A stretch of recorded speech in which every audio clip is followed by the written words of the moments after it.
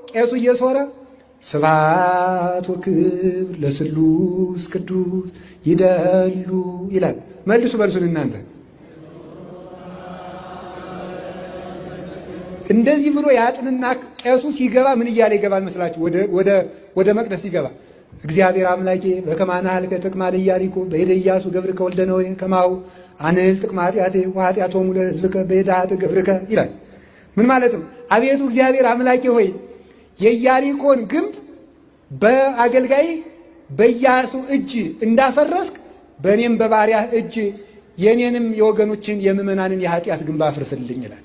እየዞረ የሚያጥነው የኃጢአትን ግንብ ለማፍረስ ነው። እልል ማለት ምን ማለት ነው? ንስሐ ገብቶ ኃጢአትን በንስሐ ማፍረስ ማለት ነው። አጋንንትንና ኃጢአትን ድል የመንሳት ምልክት ነው። ድል ያልነሳ ሰው እልል ቢል ይሳቅበታል።